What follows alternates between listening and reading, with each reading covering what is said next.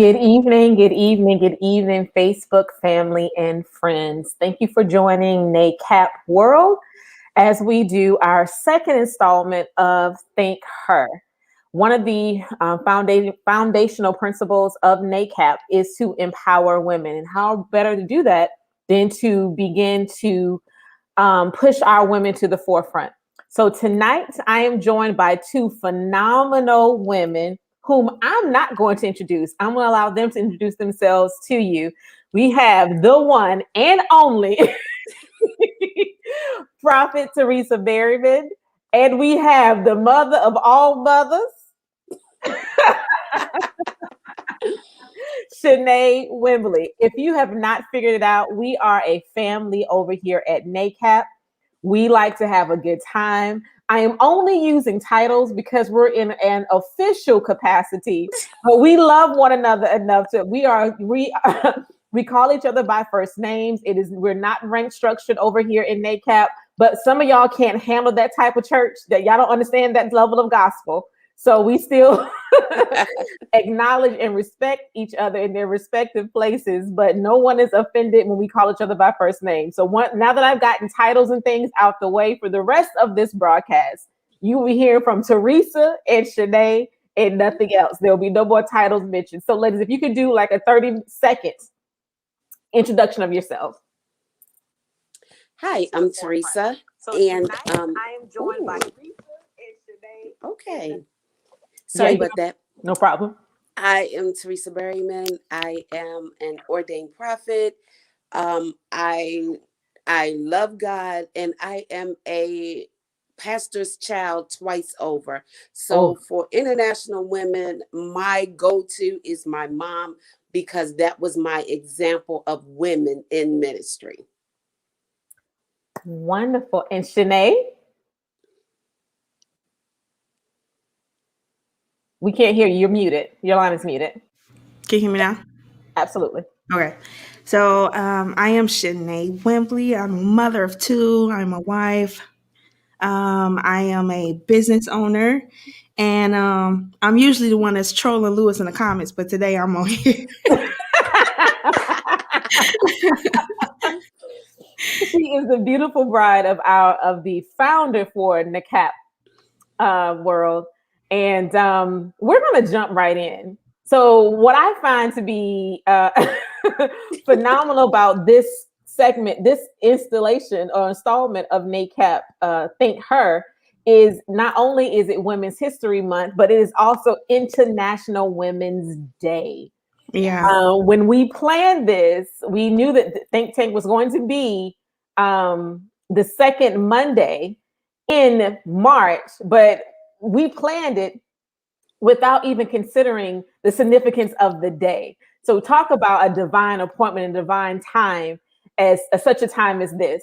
So I want to talk about International Women's Day for a little bit, like this much. And then we're going to jump into the plight of the woman in the Western church. And I'm going to preface it with the Western church because we live in the continental United States. So we don't want to be arrogant enough, presumptuous enough to say we're speaking on behalf of women throughout the world as it relates to church culture. But we're speaking about the church culture in the United States, in the Western Christianity umbrella. So today is International Women's Day, right? And we know, some of you may know, some of you may not know, that this day started in the 1900s with a protest. Yes. Okay. So if you have not watched, is it Amendment on Netflix? It talks about the 14th Amendment, right? And how we talk about how our founding fathers, I have issue with that because there were women in the beginning of this country that was stolen from its indigenous people. Yeah, I said it. You can slide in my DM if you have a problem with it. But that, amendment that talked about, citizenship and citizenry did not even mention women. Now, slaves were mentioned, but they were 3/5. But women weren't even included as being a citizen, as having rights. And then when the other people started getting their rights, it took women fighting for, standing up for, petitioning against, to be able to have agency over themselves, right? And so when we fast forward into the feminist movement, so I'm not a feminist, I'm a womanist. And you're probably wondering, what is the difference between a feminist and a womanist? Feminists focus on women-specific issues. When a womanist, not only do we fight for women, we fight for women of all colors. Right. We just want And no everybody matter, to win. ma'am. We just want everybody to win. Right. So when the feminist movement started, our wonderful counterparts. So when I say wonderful, I mean white. When I say beautiful, I mean black. Okay. And I say lovely, I mean our Latin American. Okay. When I say awesome, I mean our Asians. Okay. So just we're using all love today, right? It's all love. So our wonderful counterparts were really pushing their agenda, and our wonderful counterparts' agenda and issues didn't always include the Black woman's or the beautiful woman's issue, right? So because we didn't have any privilege at all, so we were fighting for just to be seen first and foremost, to be accepted, and having different type of just basic human rights, not just civil rights, but human rights. And so now we have then we went into this whole issue of it's not just an American issue. It became a global issue, right? We had women who were being oppressed in every area, every facet, every denomination, every country, every nation in the world were being oppressed in some form or fashion. And so International Women's Day became a thing, right? And so now we understand the basic difference between feminism and womanism. Womanism, we want all women to win, and we want to advocate for them where they are. We're not saying, okay, I want just the Black woman's issues to be pushed to the forefront. We want our Asian American women, our Native American women. We want all women, our transgender women. We're pushing for rights and agency for all women, period. That's a womanist versus a feminist. Okay. So we're going to talk about patriarchy in a minute, because when people hear womanist versus or feminism and womanism, we automatically think we're bashing men. Nope. Let me tell you something, okay? I love my sisters, but there's something about the man's frame that a woman okay. And if we want to go biblically, we want to go biblically or spiritually, our identities come from our men or our fathers. That's where we form identity. We understand what love is supposed to look like, what care is supposed to look like, what protection is supposed to look like. So we're not saying, men are trash, we don't need you. Women are not saying those things at all. What we are saying is this: men, we love you. However, we want a seat at the table too. Exactly. We want to be heard equally. We want to have a voice for ourselves. We want to be able to fight for ourselves. We still want you to protect us. We still want you to be men. But I still want to be able to go to work. And because you and I have the same credentials, you get paid 85 cents on the dollar. I want to be paid 85 cents on the dollar. Same thing. We both go up for the same promotions. We're equally qualified. I should not be dismissed because, she may have a child in 6 months. That's what we're fighting for. The ability to make medical decisions for ourselves and not have to ask some man who don't understand our bodies. I'm preaching, y'all. Anyway, okay. Now that we've gotten the International Women's Day out the way. But just to piggyback on that, yes, ma'am.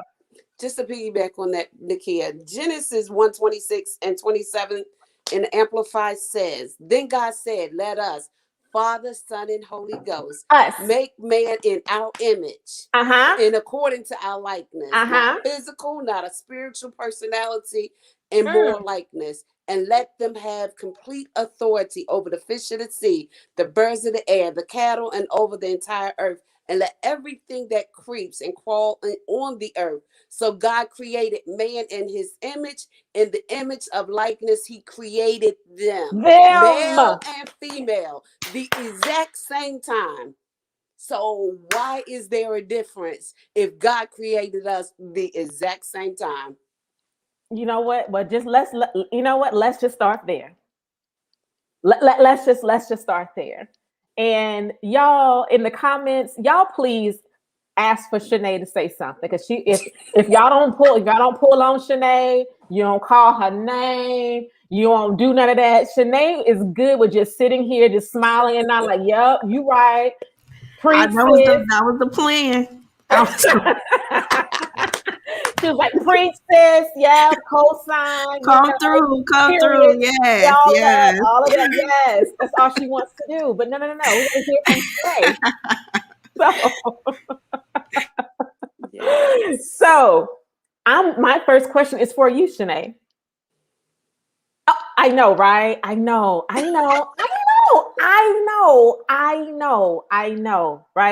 And I know the last think her, we covered a lot of ground. I mean, we covered a lot of ground. But in the spirit of Women's History Month, easy question. Outside of your, because my mom, I mean, that is my shero. My mom is just it for me, right?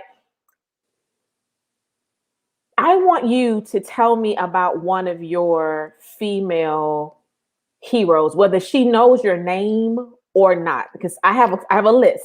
Yes. I'm gonna ask you, Prophet Teresa, the same question. Yes. Give me one woman and tell me why she is that for you.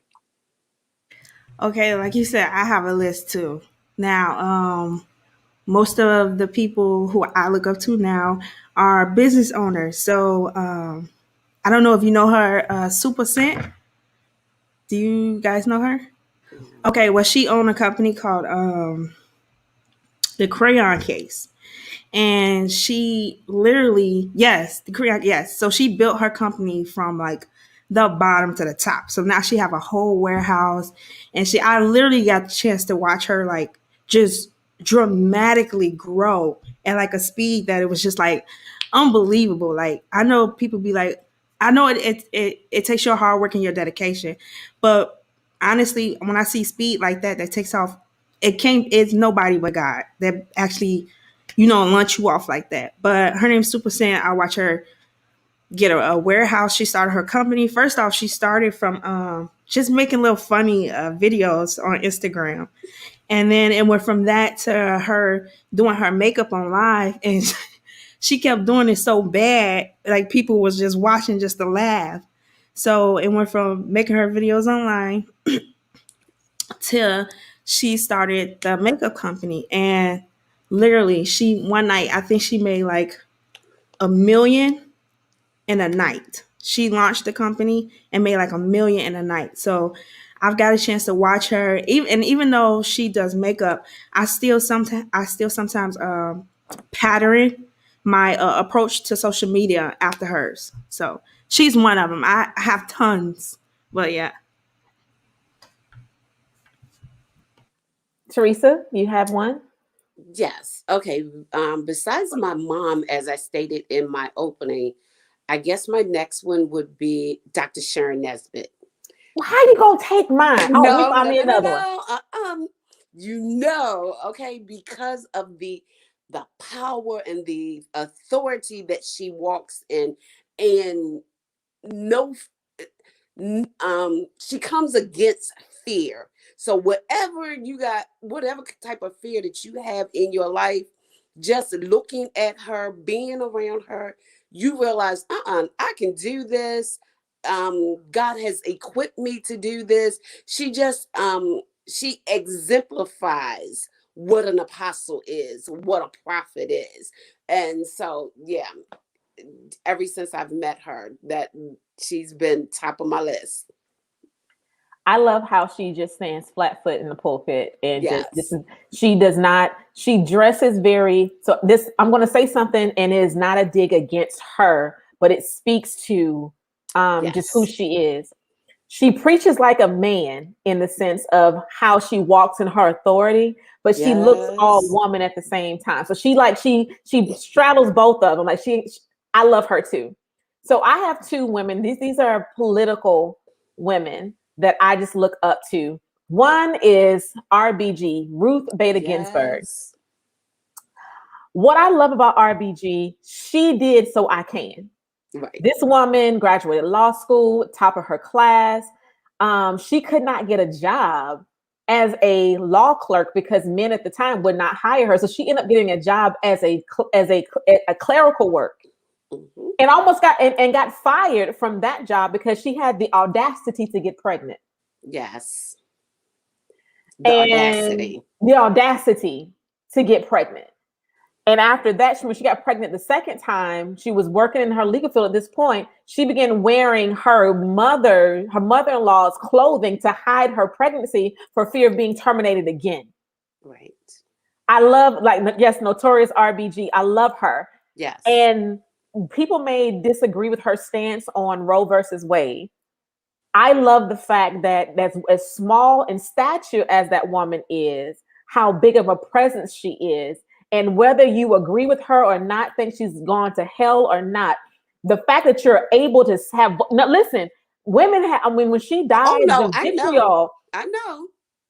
the reason why you're able to even have an opinion about her is because of her. Exactly. And I love that. I love women who refuse to allow someone else to define who they are and how their voice is going to be heard. I love her, and I love Stacey Abrams. What she did in Georgia with voter suppression is amazing. The woman lost, the election was stolen from her, and she was like, bet. Bet. Let Okay, me no show problem. you. Bet. That was it. Let me show you. The black woman's bet. Okay. Okay then. She hit him with the okay then. And then next thing you know, she was able to due to her work and the work that the synergy she, because this leads me to my next question, because of her work and women like her, they were able to flip a staunch red state blue in this last election. And so let's talk about the myth that women cannot work together. Men Who wants say to talk that? Okay. men say that because then they can come in and be rescuer and be, calm things down. It's not that we cannot work together. We work very well together. Very well. We complement each other, and the thing of it is we do not have to down one another to make us look good. We're all collectively working together, looking good. But I definitely think it came from a male, it definitely came from a male perspective that we can't work together. We definitely work very well together. Yeah, I agree because, like you said, it's a male perspective, and I feel like, and this is no shade against the man, but I feel like we were almost made to be competitive. So because they see it as though we only had it's only one spot per woman, which I do not agree with. I cannot agree with just because we might be in the same domain don't mean that she can't shine just as well as I can at the same time. But I honestly do think we were made to compete with one each other. So almost like a control thing, like a I don't know how to explain it, but yeah. So let me help out. I think what it comes from is that old antiquated courting process to where women were competing to be better than the next woman so they can get married, so they can be taken care of. So they began to do cutthroat things, undercutting each other to make themselves appear to be more of the wife material. Because we have to remember, about 100 years ago, women didn't really work like that. All you gotta do is look in the Bible. 1921, Mm-hmm. we worked, but we didn't get the same wages. And we, even with the whole taking a man's last name and giving, you lose who you are. Now you're Mrs. Such and such. Yeah. No, my name's Nakia. Okay. I have a husband, but my name's Nakia.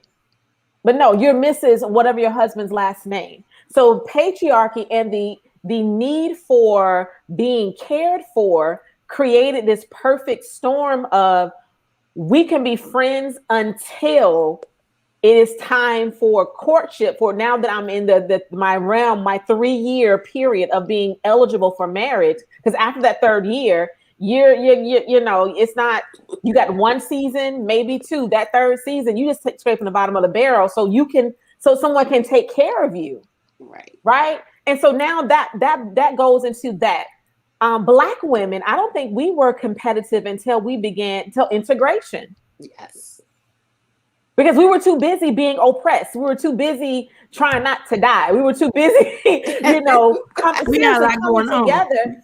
On. We ain't had time to worry about, is Teresa after my man sis? Can you look at, listen, right. If I don't make it home from work today because I got lynched, can you take care of my kids for me? Yes. That was our thought process.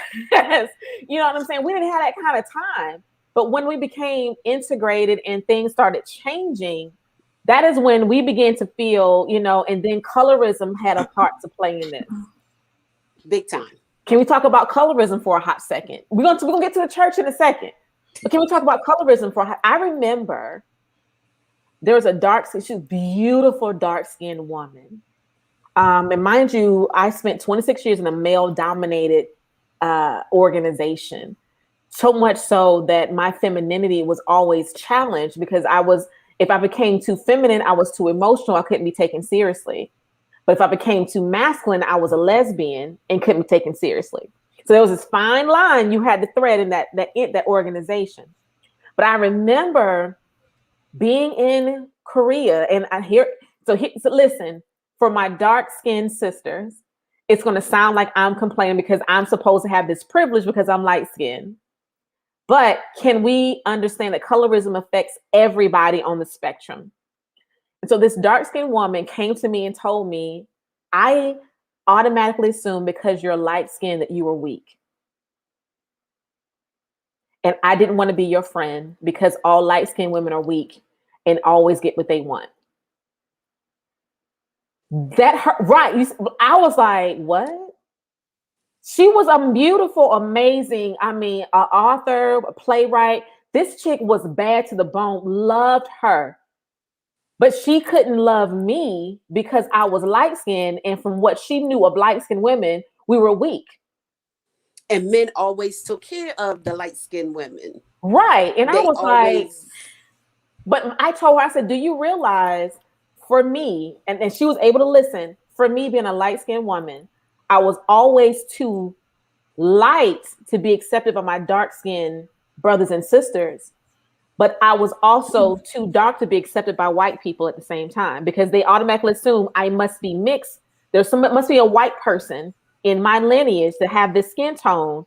And therefore, I was hated by them, but also envied and hated by my own people. It was just, not to say one struggle is worse than the other, but we all have a struggle, right? So let's talk about colorism, how that has impacted women working together, but not Stacey Abrams and what you saw when Kamala Harris was sworn in, and even how we rallied behind Meghan Markle, and when we saw Coming to America 2, all that black girl magic there, when we saw, Black Panther, we were all, we don't have it. It's not as bad as it was back in the 70s and 60s and 80s and 90s. But let's talk about colorism for a second. Well, for me, I know I feel like it originated because of the whole house slave and the yard slave or the field slave. So back to what I was saying earlier, it was about a whole competition thing. But what we failed to realize, we were all oppressed. Yes. none of us had it good. We were all in the same messed up situation. But to make you feel like hatred towards your own kind, or to make you want to fight against your own kind? Why don't I make her feel like she's better than, and make you feel like you're less than, when in actuality we're both equal because we're both of an objective situation? And then we Exactly. brought that into the workplace, and then we brought that into our sisterhood, and we brought that into the church, and then we brought that everywhere. And I'm like, sis, what's going on? Yeah. This is not our struggle. We didn't have this struggle before. Like we didn't do this before colonization. We didn't have this issue, We didn't. right? And so even how I've seen it on, let's bring it back to the church. Even colorism in how speakers are being selected, right? So for a Yes. long time, you would see flyers with nothing but light skinned women with straight hair and face full of makeup because she was pretty. Now, didn't mean she had any power. Didn't mean I she was just had any. Right. ain't got nothing to say. Sis, why you on that program? But because she was beautiful and because she was pretty enough to be on the flyer to draw people, Yes. she was used. So can you imagine? Can you imagine being a woman who really does have substance to say, but because you're beautiful, you're relegated to just being pretty? And I'm not going to put you in I got you on the program just to satisfy the women who were complaining about a woman being on there and to draw some men because they want to see you too, Right. but really not valuing you as a person. So she may have some glory, but can you imagine? That reminds me, go ahead, Pop Chase. One of my favorite women in the Bible is Vashti, not Hadassah, but Vashti, and I'll tell you why. Go ahead, Teresa. Yeah, because she's like, oh no, you're not going to summons me and expect me to run at your beckoning call. Okay. But no, going back to what Shanae said about slavery, about, the field slaves and the house slaves. And most times the house slaves, the owner was taking advantage of them anyway. So then their children came out pretty with good hair. And then we brought that, into the 1900s. We brought that into the church. We brought that just into our culture. So now any child that is quote unquote, or any adult that is quote unquote biracial, or have good hair, as you said, I mean, because most time a dark skinned woman is wearing her natural hair. She's been liberated from the crack, okay? And just in 2000 have we seen the return of natural hair, of us embracing who we are. So just think, when all of us was slicking the crack in our hair to make it straight and long, and I have no hate on it because I did it, okay? And we'll do a weave, a wig or whatever, however I want to do, but I want to also be comfortable in the skin that I'm in. And women have not been allowed to do that. So then the colorization comes in, not just in your skin tone, but also in, as Nakia stated, in your face full of makeup, in your hair, how you look, how you put together, of what society says is pretty. Yeah, Who defines pretty? I had a male counterpart, a male brother. When I cut my hair, when I cut my hair, he was like, Nakia, I preferred your long hair. Why would you do that? And basically, what he was saying, yeah, basically, part of it was the stigma or the assumption because I've cut my hair, I must be a lesbian because I've cut my hair. And shout out to all my lesbian sisters, all of y'all on the LBGT spectrum. Y'all know Nakia is affirming. I love all of y'all. So this is no shade when I say it. Okay. You are all God's children. You all created in his image and his likeness. God is a God of love, and love means love all. Jesus died for all mankind to be reconciled to God. He didn't care about who you were sleeping with, if you were doing drugs, none of that. He came for all. Okay. So when I say these things, it's not me saying them in a negative connotation in that respect. My job is to show you Jesus. It's God's job to change whatever he wants to change about you, if that's supposed to happen. That's my function as a Christian. Nevertheless, I segue in. So his thing was, I cut my hair. People are going to think you're a lesbian. You know, you're much more beautiful with your hair straight. Say huh? Say what? Say what? Say huh? Say huh? Say what? Um, Black, right. So, you know, when you see, you know, for a long time, Black women preachers, you know, they would have their hair in weave, makeup. There was this thing that had to look a certain type of way to be considered, to be taken seriously. Don't invite me to your church. I'm coming in ripped jeans, my nose ring in, and my hair. I mean, I may have some chucks on and some pearls. I mean, I'm just letting you know. Okay, because that Prophet Therese, I see you. I see you. I think your line is still muted, but I see you. But you know, this conversation is so, it can go in so many different directions. It's so rich. Oh my gosh, it is so rich. So one of the questions was, how do we overcome this issue of colorism? This issue of women, this supposed women not working together, this envy thing, this infighting, this perceived strife. I think, and I'm gonna let y'all speak. I think a lot of it is mental, that we have moved beyond that in many ways. But because we keep hearing that women don't work well together, we keep perpetuating. You know what? Me being a tomboy, I have 4 brothers, I have 3 sisters, but most of my siblings are close to my age are boys. So I grew up playing football. I grew up, in that way. And so my thought was, I don't do women like that. I only hang out with guys. And then when I became an adult, not when I got older, when I became an adult in my thinking, in my mind's eye. And it took me till I was in my late 20s, early 30s to become an adult in my mental capacity, right? And then I realized it's not that I don't do women, it's that I can deal with women who are like-minded, who, because there are a lot of women who think like I do, who, are not, and there's nothing wrong with the women who think the other way. This is just the type of women that I roll with and rock with, but I love all of you, right? So how do we overcome that? Because we're representing 2 to 3 different generations here on this call as well. So how do we impact our particular generations to overcome this whole stigma of women not being able to work together?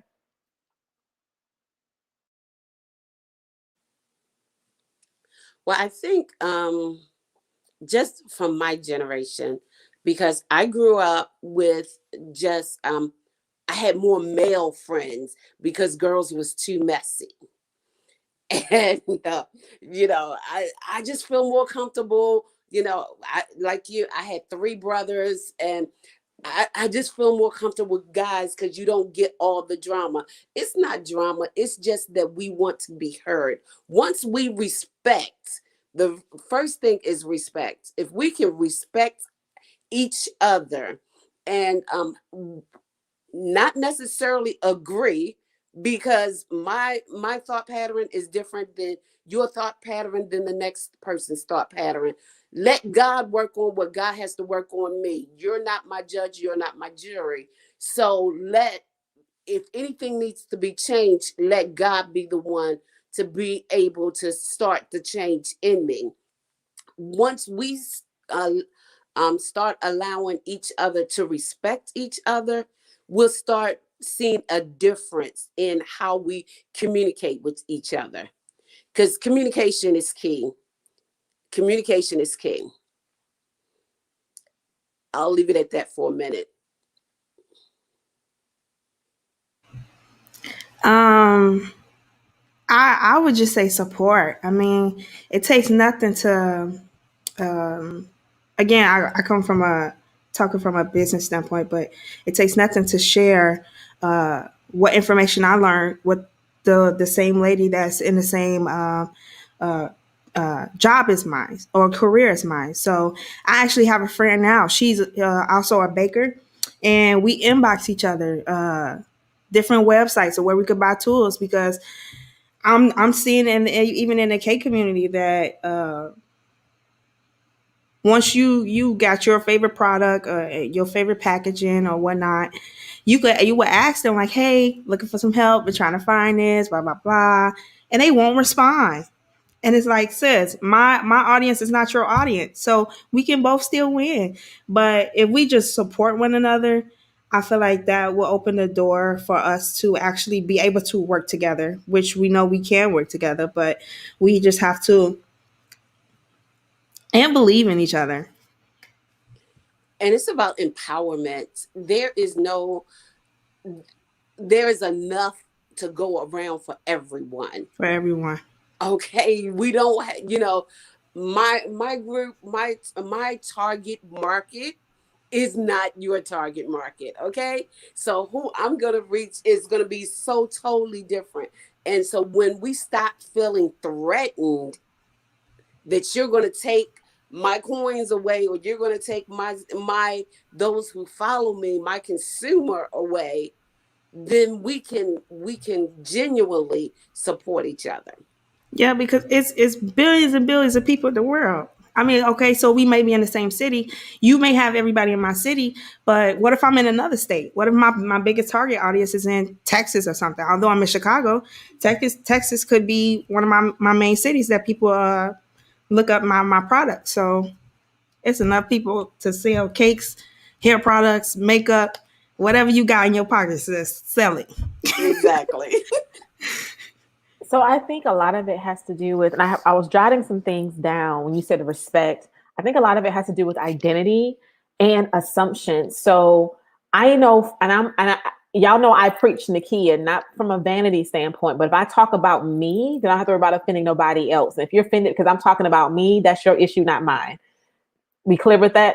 So for me, my personality type, I tend to rub the traditional woman the wrong way because I am very straightforward.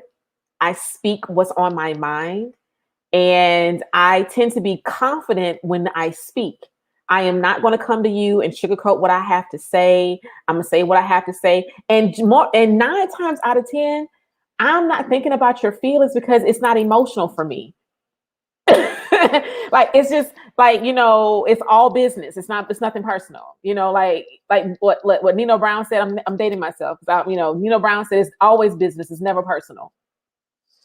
And so people aren't used to that. And so they think, well, oh, she's aggressive. Well, if I were a man, you wouldn't call me aggressive.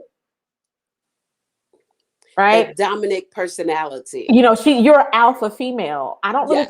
really subscribe to alpha and beta. I'm just me. Mm-hmm. And you're you. And if you like to be low key, laid back, and I'm more so high strung, then that's okay. But there's nothing, neither one is better or not. So we begin to think that, oh, she thinks no, I do know. I don't think anything. I know a lot about who I am. And because I know who I am and I'm secure in my identity, people who are insecure tend to be rubbed the wrong way by that. And so as women, we're groomed as little girls. So I don't have any children. And I told myself if I were to have a daughter, I wouldn't raise her traditionally as a little girl, meaning I would not raise my daughter to be a wife.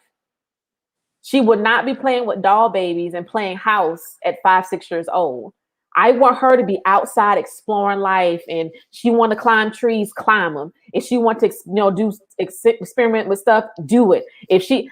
That's how I think I would have raised my little girl, because that's part of the issue too, is we raise our daughters to be wives. We say women mature faster than men.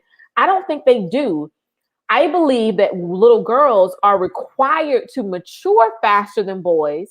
We put on a lot more responsibility for little girls to not only manage their own self, but manage men's expectation of them as well, right?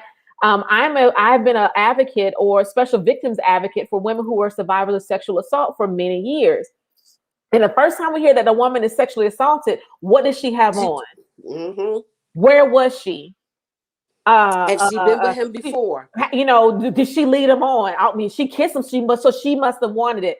We absolve the man of any responsibility of his agency at all. And I'm gonna take it back to the church as a minister of movement. I got to make sure. We had an argument about should women cover their feet because men may have foot fetishes. And so Govern we should yourself cover our feet because we should not do anything to cause our brothers to stumble. At what point is the man required to be accountable and responsible for his own lust? Right. Govern yourself accordingly. Right. And it's absolutely, Michelle, because I am so direct, I must be masculine. Why are you acting like a man? I'm acting like Nakia because my parents made it very clear to me at a young age that this is how you command a room. You are X, Y, and Z, and you make no apologies for that. Right? And so back to the patriarchy of it and how we, and I'm not knocking, mind you, parents.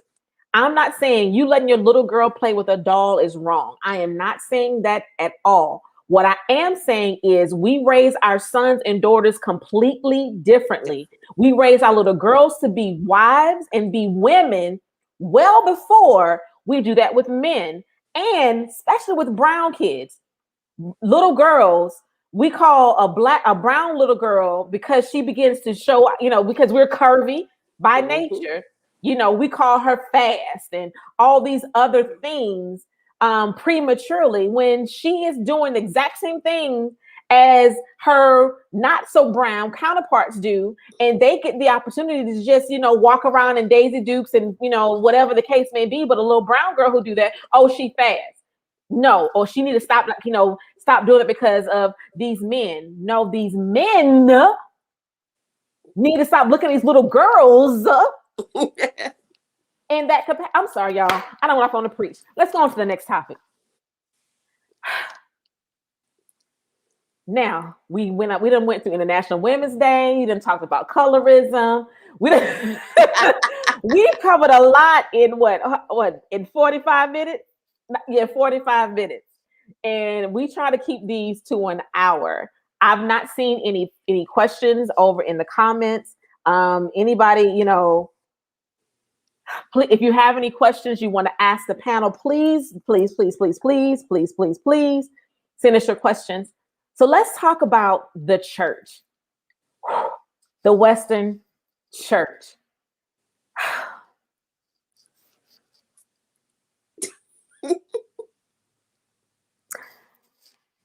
Let me say this.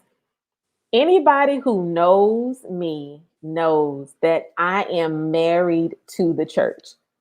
I defend her with my life. And I am going to stay there, but I'm going to talk about this from a church perspective, right? Let's talk about the one place that our daughters and little sons are supposed to feel safe within the church has been a den of pedophilia and predatory relationships since the beginning of time. Yes, has. Can we talk about that? Because I remember in my community, the preacher can do no wrong, this, that, and the other. We will cover for these preachers, male and female. But let me preface it with this. We cover our men and throw our women to the wolves. To let a woman get caught up in some of these scandals that some of these people, Brian Carn, could get caught up in.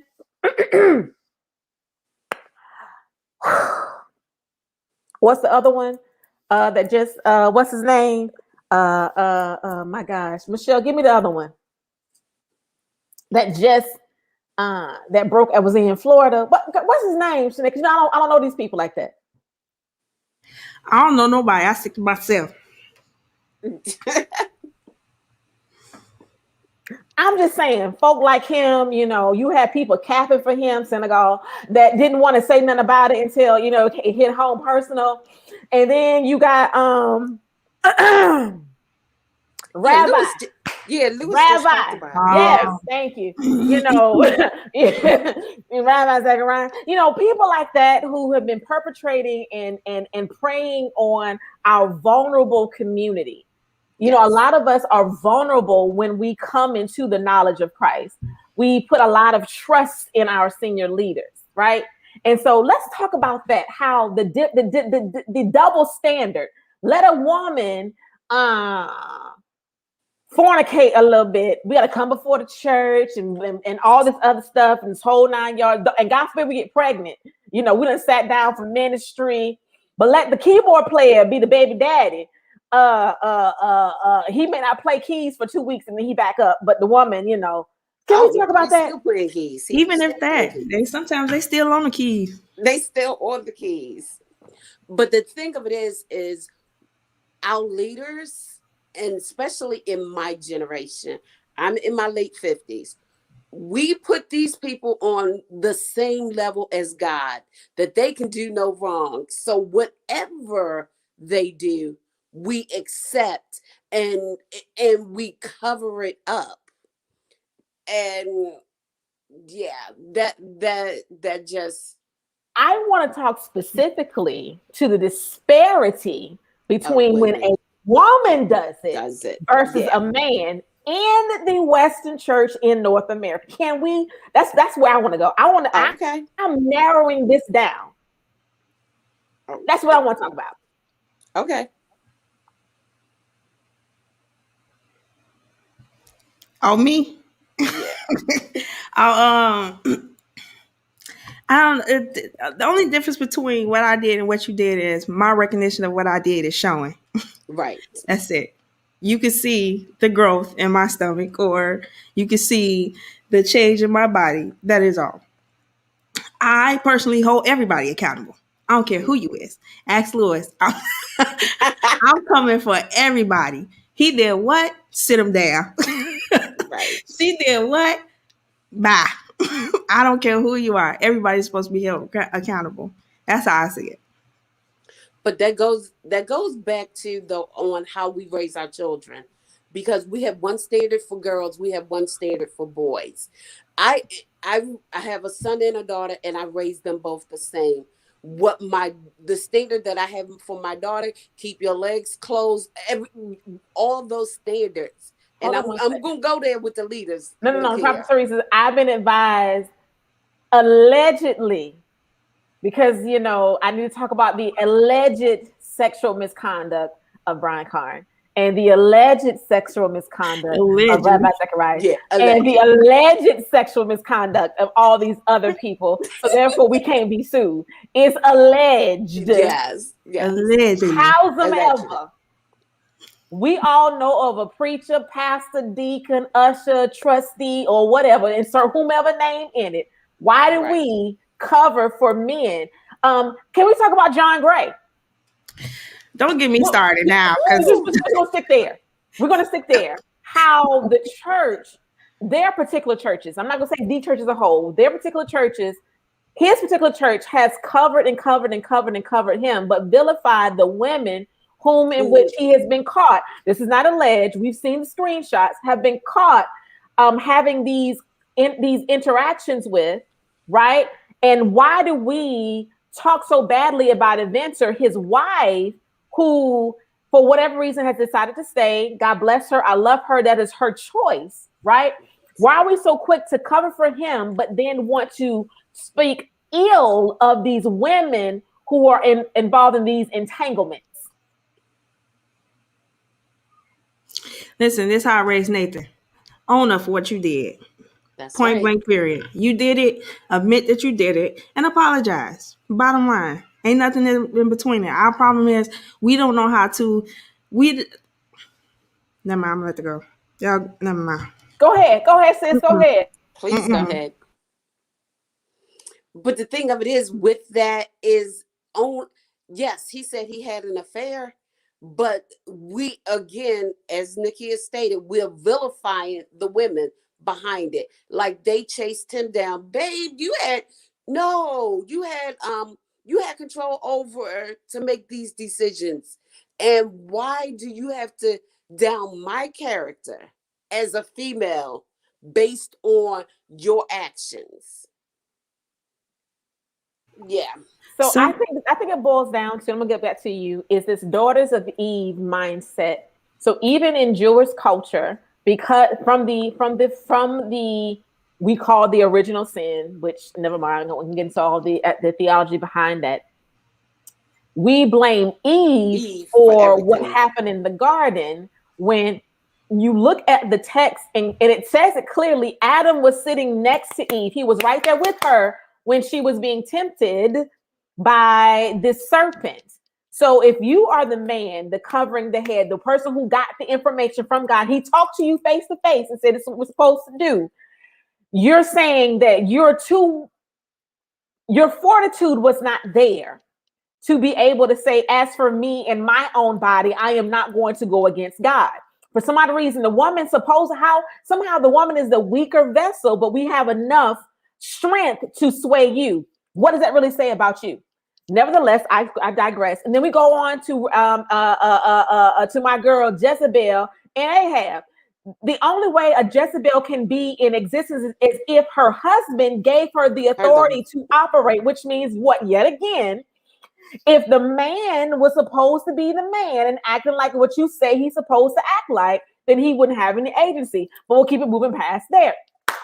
Even time after time, you look at Abraham or Abram at the time, who lied about his wife and almost caused a whole country and a whole civilization to be wiped out because you are the man yet again, and you were too afraid to deal with the fact that you have a beautiful wife. So I'm gonna say you're my sister, so I don't have to be the man and protect you and protect us.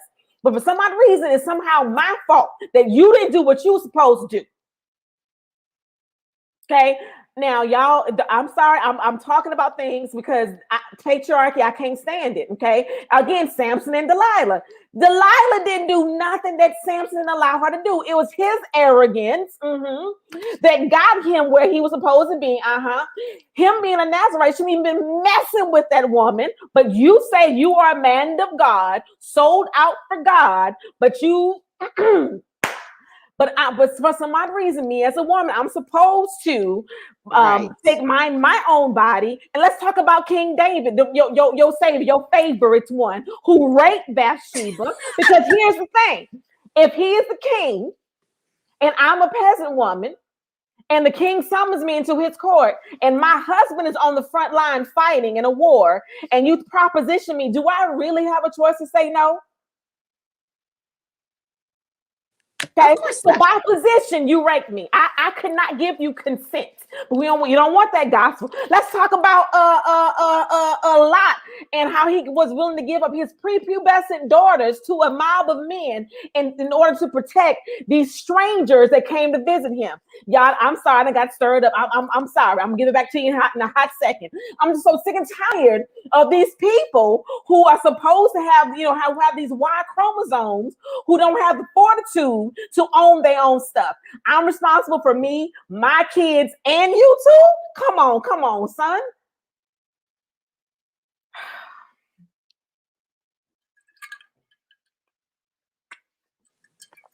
Y'all, what were we talking about? We gotta close it. We better wrap this up. We got 6 minutes. But we have allowed that from women didn't allow it. Men perpetuated it. Yeah, yes. From biblical times to now. And even now you're seeing it with all these alleged things that are happening, sexual sins that are happening.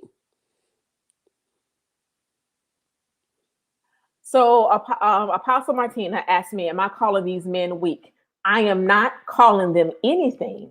I want us to look at their character and let their character speak for itself. I'm not calling them a thing. I'm just merely pointing out the facts. And you form your opinion based upon the facts. Shanae, please bring us back, mother, because I done got reel us back in, mother. Listen, I ain't got nothing to say. You ripped a big one. I ain't got nothing to say. So there are 2 questions that came up. Let's talk. Let's go to these questions. Let's go to the questions. I'm getting to the comments in a second. I'm trying to scroll to make sure I didn't miss any questions. I'm doing my administrative. Y'all know I can't do three things at once. Once I done got stirred, I done forgot all about the comments, and I forgot that I'm on NACAP. See, I keep forgetting. Shanae, I am sorry. Let me go ahead and apologize right now. My sentiments, my comments are by no means represent NACAP World, and any of its subsidiaries. Okay, these are mine and mine alone. So if you have issue, I am not speaking on behalf of NACAP World. I'm just simply speaking on behalf of Nakia Oshai. And if you have issues with that, you can holler at me in my inbox or email me at info@nakiaoshai.com. Okay. And remember, when you come for me, I'm retired and got all the time. Cometh for me not. So, question was, why do we focus so much on spiritual fathers as if there isn't a need for spiritual mothers? B part is, why does it seem that spiritual mothering is overlooked and downplayed? Why do we harp so much on spiritual fathers and negate the need for spiritual mothers?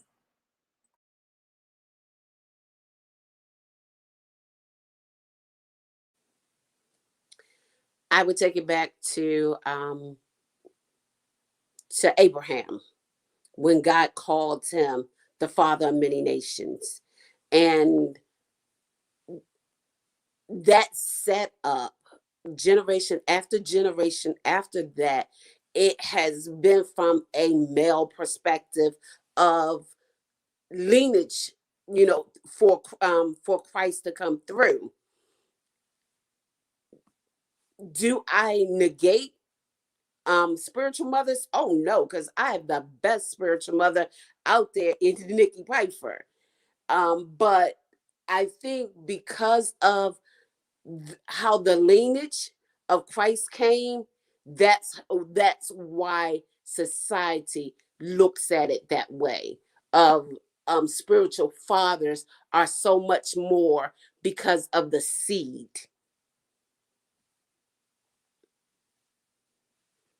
That's what I have to say. Shanae? I guess basically going off of what Teresa just said about,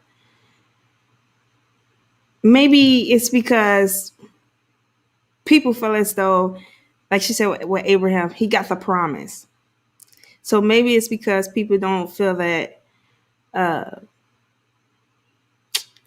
the woman was being spoken into, that Sarah was being, even though she got a promise too.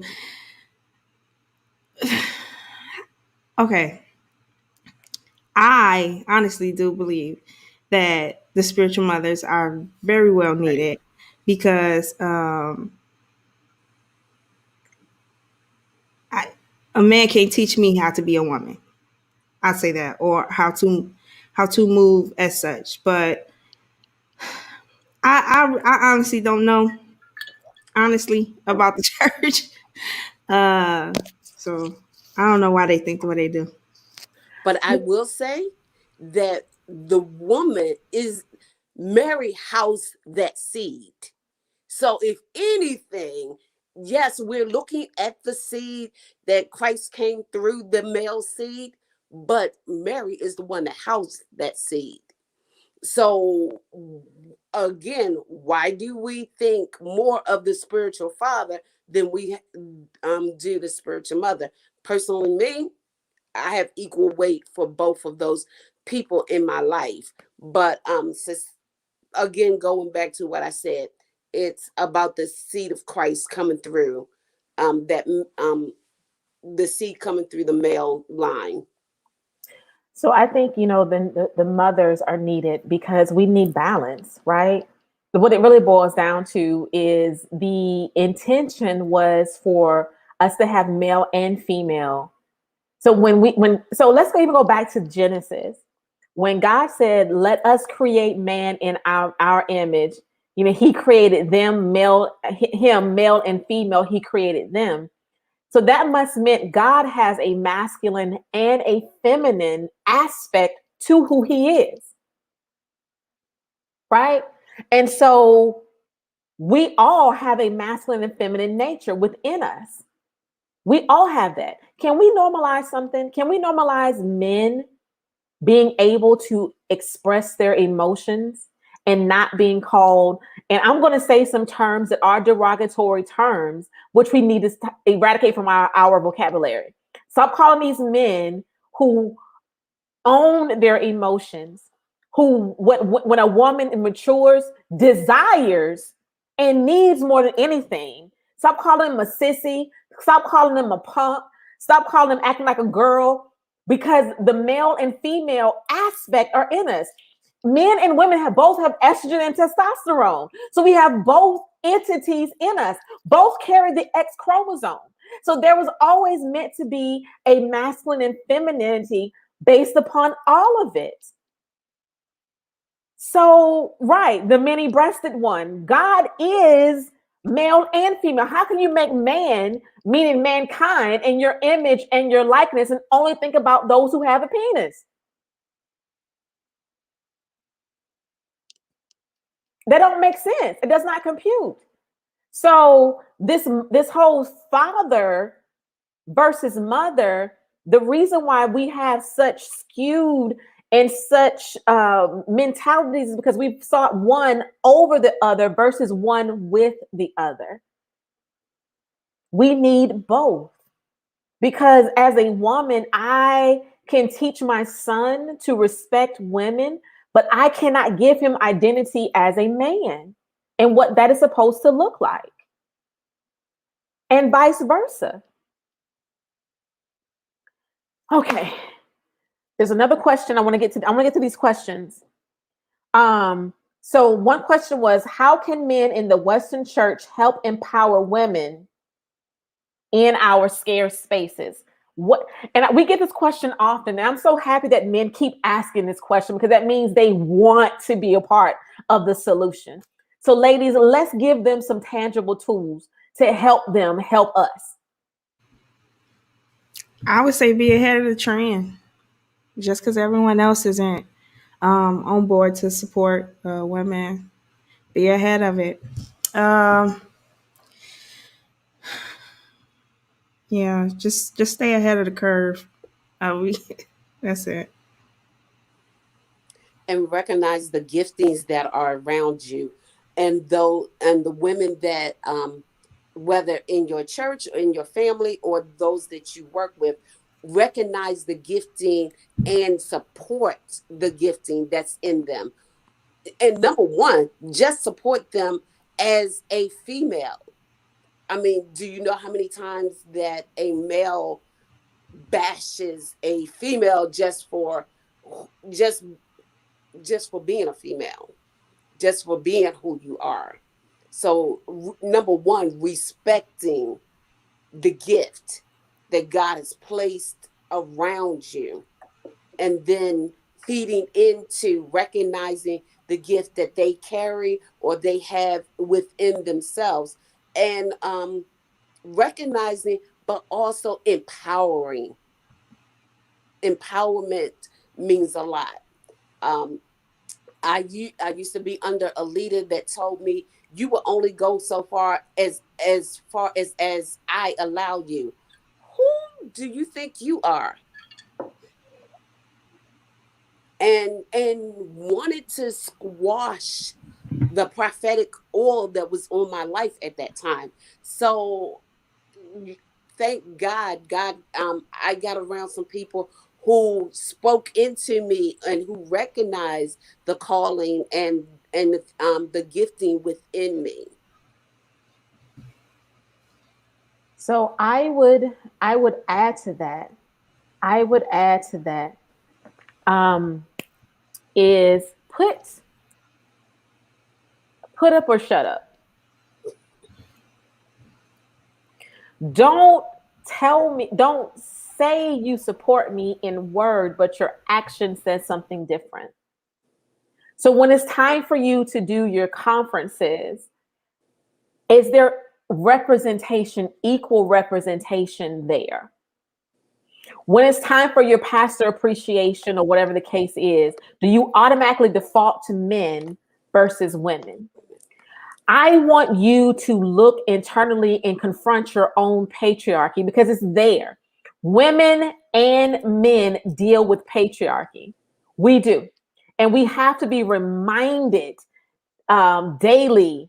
I'm planning an event, and I had to be reminded, you are such a, and even me, the woman who's so against patriarchy, had to be reminded, do you dislike this vendor because are you giving her a harder time than you are giving this male vendor? You need people to confront your patriarchy because it's embedded into our DNA. It's embedded into how we think based upon how we were raised in this country. This country was founded for white men to prosper. And if it wasn't white men, then the next thing. I'm sorry, y'all, my battery about to die on my computer. The next best thing is for a man, regardless of ethnicity. And so our society is built upon patriarchy and misogyny. We raise our girls with it. And so we all have to battle it. I think I've dealt with more patriarchy from women than I ever have from men. I have. And so, men, if you want to help us, put up or shut up and do the internal work to confront your innate patriarchy and your innate misogyny. Go against your own grain. Go against your own internal thinking. Put women in positions of leadership. Don't just say, I support women, and I look at your leadership and there's none to be found. I look at your ministerial staff, there are no women to be found, but we support women in ministry. No, you don't. Because your words, your actions speak to me more than your words do. So we want your words and your actions to align. And then do it and put your name to the test. Women have been sacrificing their name and their personhood for millennia for the sake of men. Right. We want the same and equal treatment. And don't just allow them to be in helps. Women have Say leadership. that. Women have leadership abilities also. Okay, so we find the church. Oh, let me just put them in the area of helps. No, dude.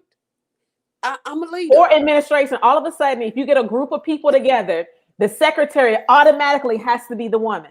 Yes. Which speaks to gender. You know what? It's been an hour, 8 minutes now. I'm going to talk about gender roles. Oh, never mind. Keep going. I'm good. I just wanted to say that. Yeah. Like you said, administration and helps. They are easily to throw us in those areas and then keep us locked in those areas. And then all leadership is nothing but males. Oh, but I made you the director of hospitality, but I'm more than hospitality. I'm more than hospitality. I'm more than a singer. I'm more than a dancer. I'm more than an usher. I'm more than your cook in the back. I'm more than children's church. I am more than Sunday school teacher. I have a voice. And platform me Sunday morning, not Sunday school, Sunday morning. And your evening revival service. Platform me then. And let me preach in the pulpit and not from the floor. I'll also say that don't just try to fill in your woman quota. Put her where she knows she can thrive, because that's the problem. I feel like we put women in certain predicaments where she's only at a certain cap. Put her where that's what she operates in. That's what she's the best in. Put her where she knows she can expound on all of her and all of her who she is. Ladies, I love it. I love it. I love it. I love it. So the platform we're on, we're probably 30 seconds lagging behind from our Facebook comments. So I want to pause for 30 seconds and see if there are any more questions. I want to talk about gender roles, but we're over an hour and I can't go beyond this and not have to hear from Lewis and everyone else. So ladies, I would like to keep these at an hour. If we go 10 more minutes, Can we talk about gender roles for a hot sec? Would y'all want to talk? Y'all want to talk about that? Y'all want to tackle that? Okay. So we are going to talk about gender roles. Okay. Okay. All right. So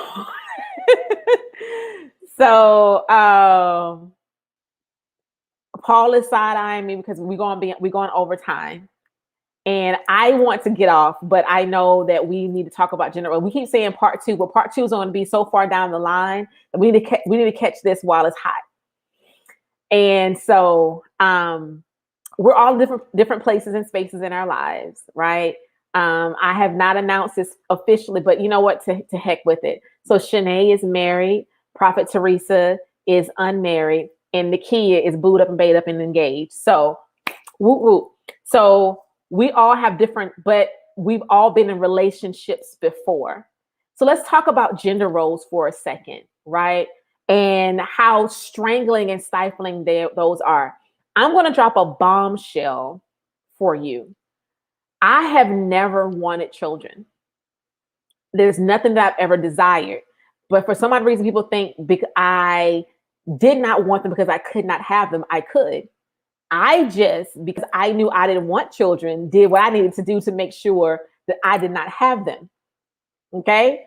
So the kid was always, there was not a single fault situation with me. This is before I knew Jesus. And I had a good time before I knew Jesus. Okay? Some of y'all did not. Y'all said y'all didn't have a good time. I did. I thoroughly enjoyed being a heathen. Okay? Had a good time in my heathenistic ways. But I always told dudes that I dealt with, listen, if I ever got pregnant, I don't want to keep the child. I will pay you child support. Which is counterintuitive to what a woman is supposed to be. Right? And so where are we going with these gender roles? And do they even apply today? Do they even make sense to go down this 1920s, 1910, 1857, 1650, 1498 idea of what a man is supposed to be and what a woman is supposed to be? Because realistically, if we go by strict gender roles, I shouldn't work. You make all the money. You take care of the family. If you want that type of treatment, right? Like legitimately, you want, anyway, y'all go ahead because y'all.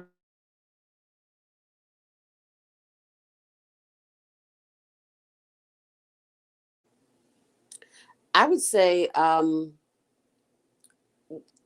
things definitely have changed. Things definitely have changed, but who's classified what, who should make the money, who should be working, who should take care of the children? I mean, let us look at our VP, our vice president, Kamala Harris. Let's talk about her, and let's talk about how the country is not ready to deal with the second man. And can we talk about Sierra and what's his name? Russell Wilson, who got trolled because he said his worst fear is losing his wife. Okay, so going back to our VP, her husband, now, number one, she is in a male defined role if we're looking at history. So she's our first woman VP. But then her husband decide, let me take a leave from my good paying lawyer position and let me go and support my wife on the road and then in her position that she's currently in. Who said that he should still be working? Because there was still a big mess about that. Why would he give up his position, his right of working? Can we talk about Dr. Jill Biden and how they wanted her to drop her title as doctor and take on the title of first lady as if she didn't earn that PhD, that doctorate? Come on, Shanae. I need you to come on with that too, because I know you feel that in your no. Listen, if I give me a doctor, you better not call me no first lady. You go call me what's on that paper. I am Dr. Shanae, point blank, period. She worked hard for it. And it's very it's very controlling to want to take her out of a position that she earned. It is very unfair and very, Condescending. yeah. I was trying not to. No, just talk, shoot it straight. Because here's the thing. Here's the thing. If I choose to be a kept woman, or if I choose to work, one is not more important than the other. Nope. In Why my can't you both do it? situation, right? In my situation, I worked hard because I have been single most of my adult life. I've been unmarried most of my adult life. Because of that, I've gotten multiple degrees. I've saved. I've earned. I bought a home. I've done a whole bunch of different things. Right? They is not in the same financial situation as I'm in. Okay, I'm not with him because I need him to provide for me financially. I'm with him because of how he loves me, how he protects me, how he encourages me, how he supports me. That's what I need. And I'm not mad if he don't cut the grass. I don't care. Can we pay somebody to cut the grass? I like putting things together in my house.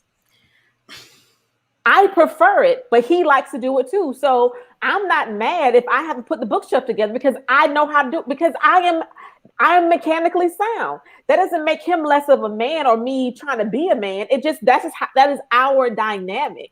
And we need to really get rid of this whole mindset of a man has to do X, Y, and Z.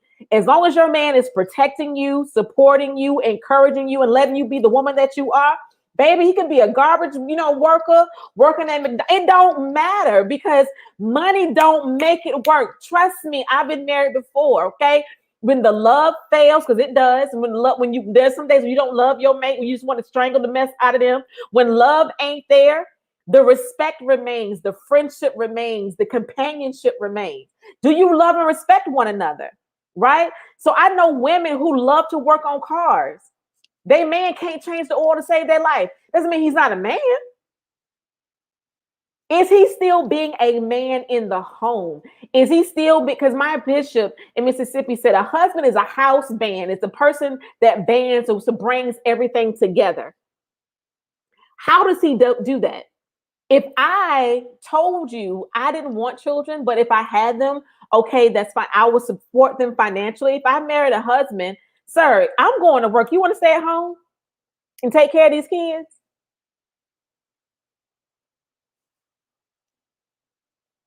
Also, you putting it down, we still together. Can we just have a real conversation? Obviously, you know what I mean?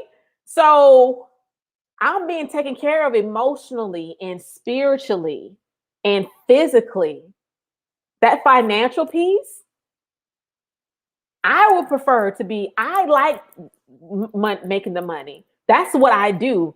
Business is what I do. It just happens natural for me. My mate don't have to. I've dated somebody who was equally driven as I was, and we made a lot of money together. But the love, the support, and all that, it just was not there. I would say ultimately what we're talking about is passion. If you're not passionate about it, don't do it.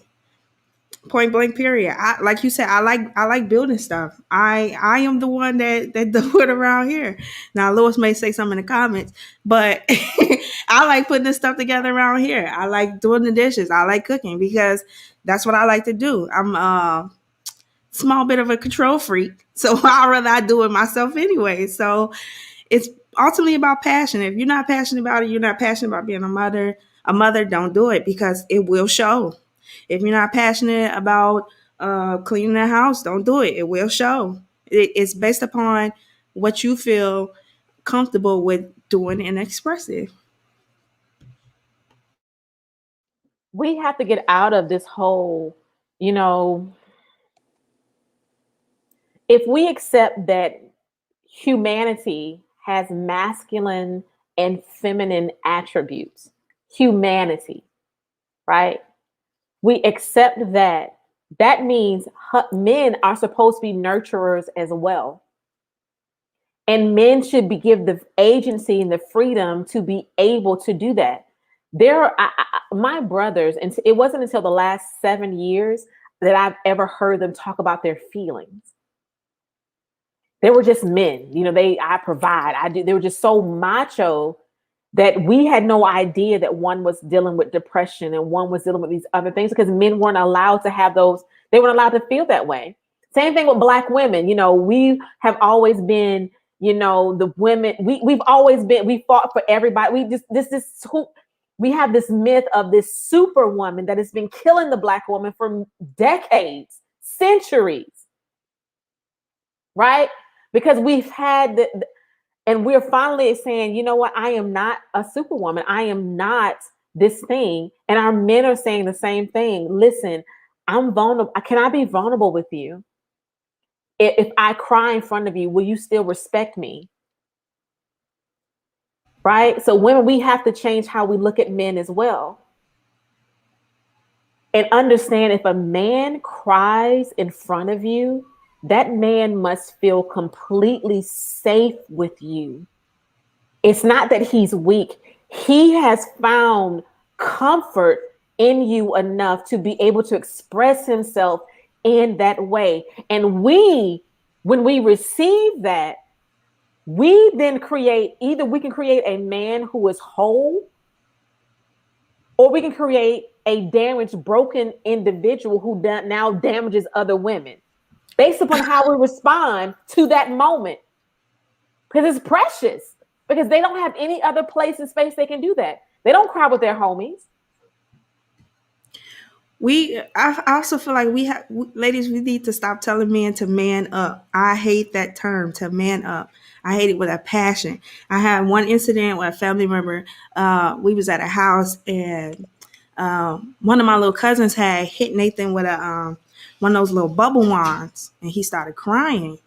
And my cousin was like, stop crying. You need to man up. I said, hold on. We don't use that term in our house. Not today. If somebody whacking you with a wand and you a child, you would cry too. Don't do that. Because ultimately what you're doing is telling that man, shut off your feelings, ball it up, ingest it, and don't show it to anybody. And then doing that, that's how you make control freaks. That's how you make dogs, rapists. womanizers. Exactly.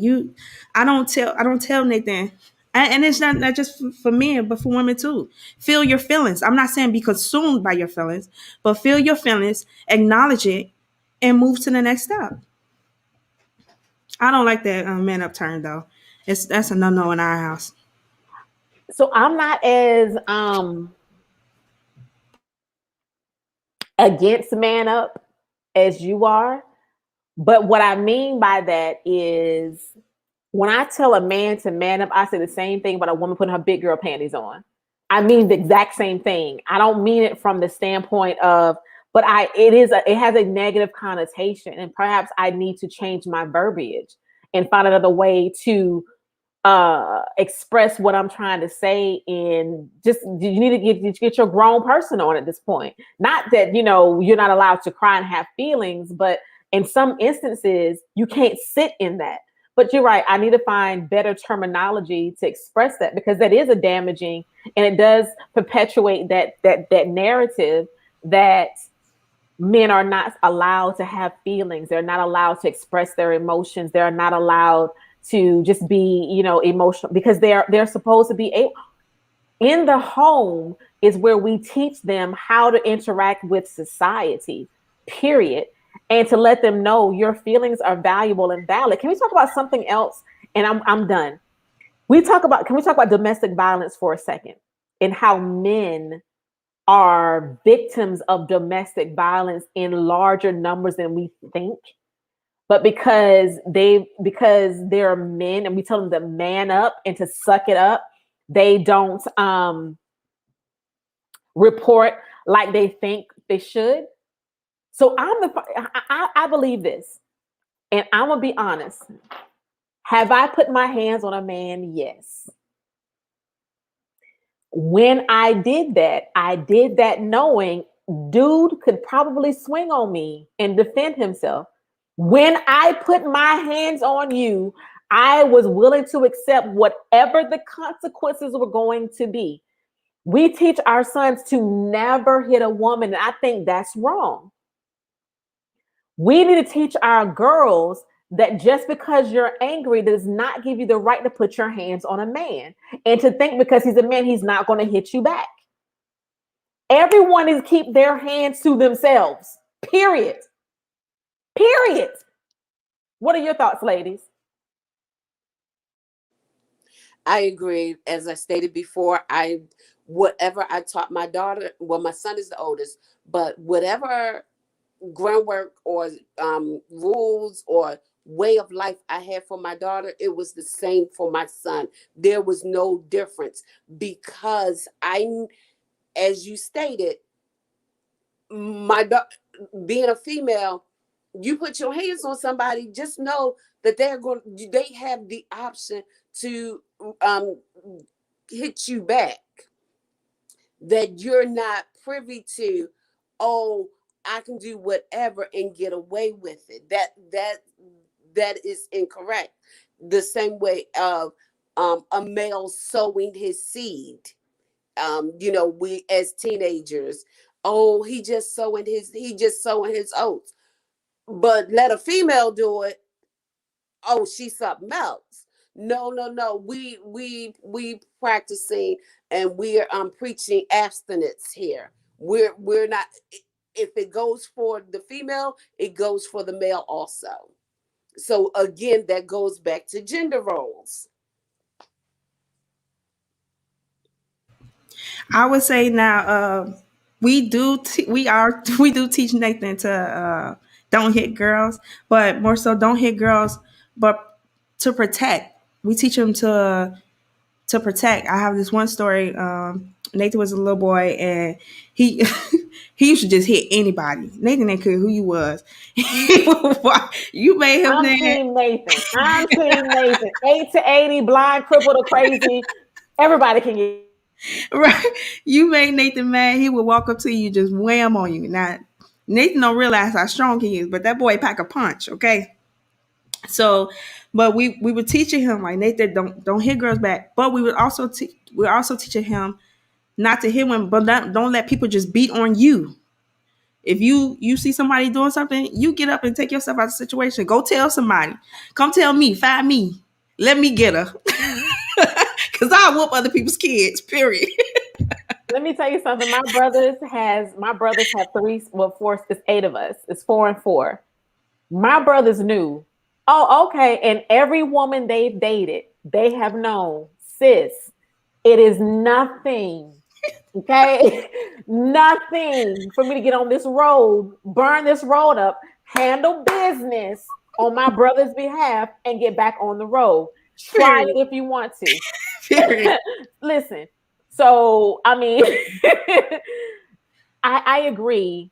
We should teach people to defend themselves, but to also not be aggressors. Yes. And I think part of the reason why we have so much domestic violence is because we don't allow our men to embrace their emotions and teach them how to deal with their feelings in a constructive manner. Nor do we teach, and plus we perpetuate this daughters of Eve concept that women are by virtue, by nature, evil and not to be trusted.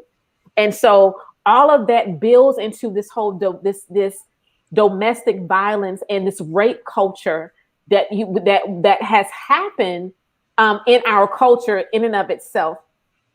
Okay, ladies, it's been an hour and a half, and if I don't cut this off, they're gonna talk about me in the admin because I get on Lewis all the time. So I give Lewis a time frame, and he always busts his time. And now Paul and Lewis gonna drag me in in the admin meeting because I went over time. However, in my defense, we always schedule for an hour, but no, we're going to do an hour and a half because the conversation to be able to answer questions. Paul, I don't care what you dragging me. I'm still Nakia, okay? I am still the executive administrator for NACAP World. I don't even much care. Y'all get off the live when I tell you get off the live. That's just how it's gonna be. I'm joking. But anyway, ladies, I've enjoyed our time with each and every one of you.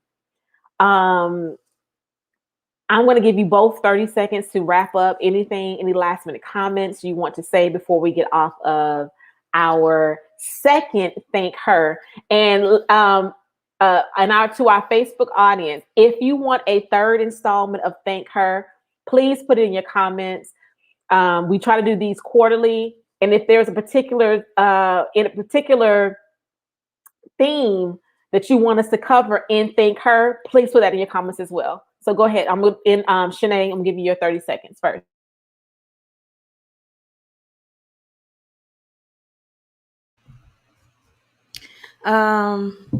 Nothing really. I enjoy having a conversation. I told Lewis, I was like, man, when he first asked me to do this, I had to hurry up and say yeah without even thinking about it, because I'll talk myself out of it. And then once I saw the flyer, I was like, well, it's too late to say no now. So I just do it. But yeah, that's it.